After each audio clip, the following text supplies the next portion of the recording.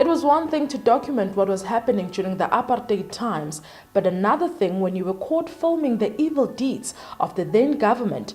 And the person who knows all about that is none other than Peter Magubane, an internationally acclaimed photographer whose journey as a black photographer in apartheid South Africa was not a pleasant one.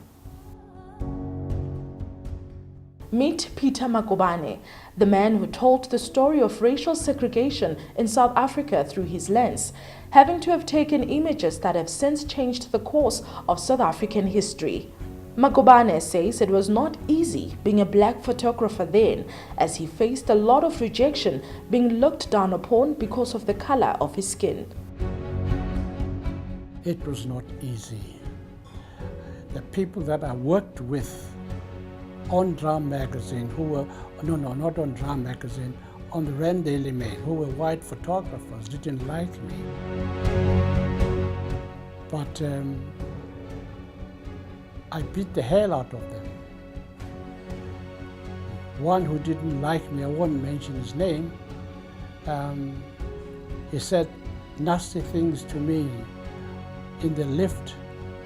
I hit the hell out of him. When we got to the editor said, "What's going on?" I said, "This man calls me a kafir. I'm not a kafir." One of the most biggest events in history Magubane was part of was the Sharpeville massacre, an event which occurred on the 21st of March 1960 at the police station in the South African township of Sharpeville. This after a day of demonstrations against past laws. What I remember about that day is that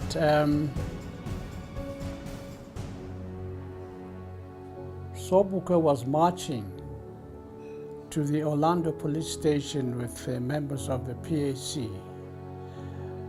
I followed him.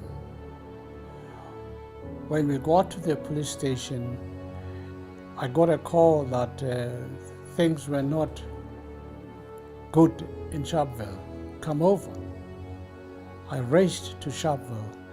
I got there 3 minutes after the shooting. I just went in and did what I wanted to do. The police did not interfere. Yeah. I fed my camera. I made sure that history is recorded. The world is waiting to see what's going on this particular day in South Africa.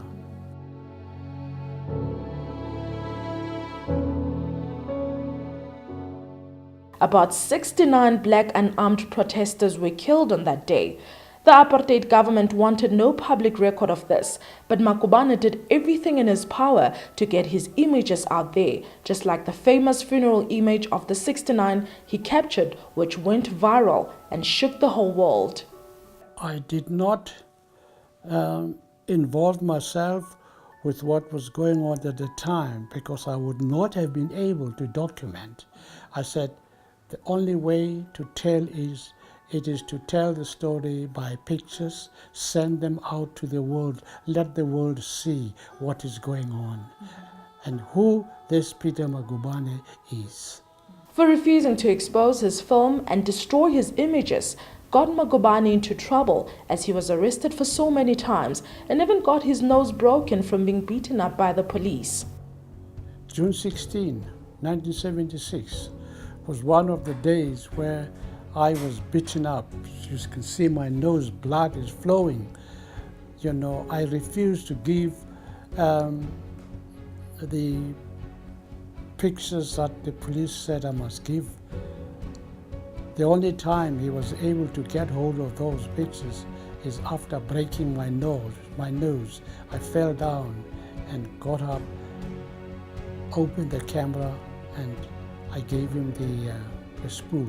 Magubane's punishment escalated to him being made to stand on bricks for 5 days and 5 nights, facing an indefinite period in solitary confinement. Standing on bricks for 5 days and 5 nights, it's not easy. I used to fall down, they would say, "Get up," kick me. I'd get up, and I stood there. They He said, tell us the truth, what's going on? I said, no, I'm a photographer. Nothing else but a photographer. That still did not stop Magubane from exposing the autocratic government.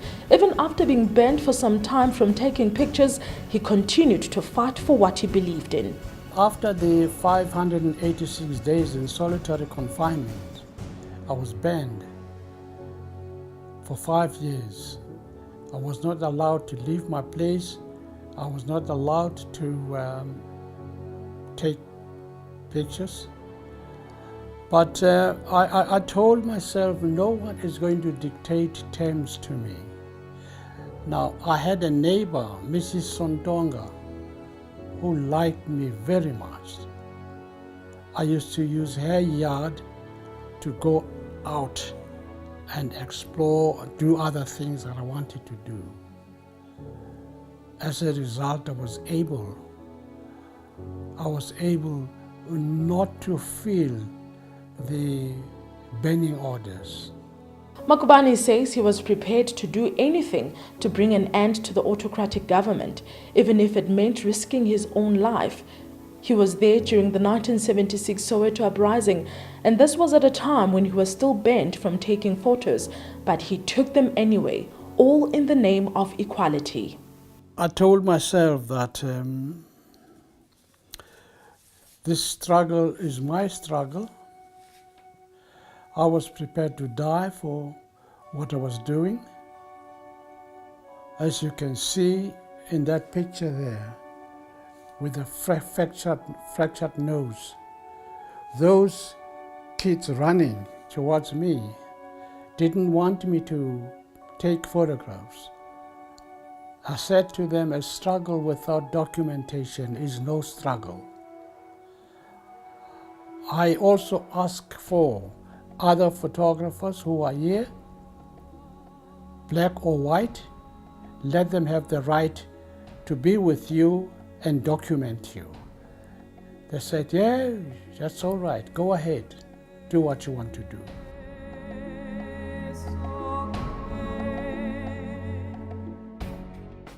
If things are tough, I would go to the nearest shop, buy myself a half a loaf of bread, make a hole, put my camera inside there, pretend as if I'm eating, and in the meantime I'm taking pictures. Once I realized that that is now enough, I would go and get myself a pint of milk, put a hole, throw the milk out, put a hole, and pretend as if I'm drinking. In the meantime, I'm taking pictures. Magubane's career over the years documenting the history of the country through the lens saw him working with the likes of the late South African President Nelson Mandela, working as his personal photographer when Mandela was released from jail. Holy Tlatra, Nelson Mandela chose me as his personal photographer. Not because he favored me. He knew the type of work I was doing, the type of work I was doing for South Africa, and showing the world what apartheid is. And I went to Robben Island. Fortunately, I was allowed to see him. When he came out of prison, I was outside the prison where he was. Because of the crowd, people moved from the back and pushed us so hard that all the cameramen that were in front fell down, you know. But I did not give up. From the first day he got to his home in Orlando West, I went there to take pictures of him, to have a record of his arrival to his home in Orlando West. And we took a picture together. After a while, I heard from him, from his office.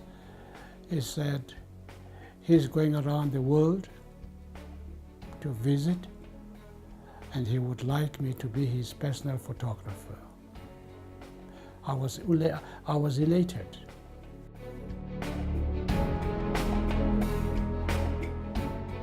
Looking at South Africa then and South Africa now, Magubane says although racism in the country has long been abolished, but its terrible legacy persists. We're not there yet. We are divided. I wish we were united as we were before, but we are divided.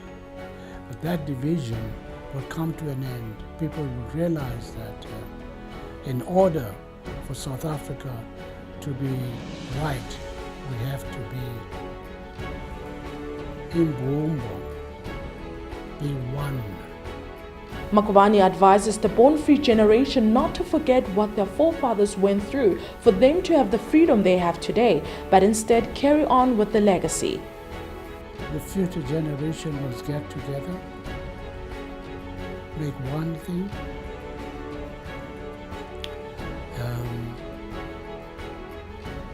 This business of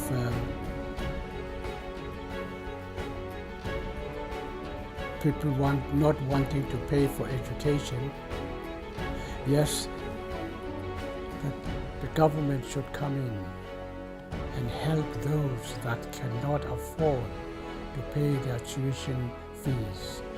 Magubane is now 85 years of age, but still not bitten by the retirement bug.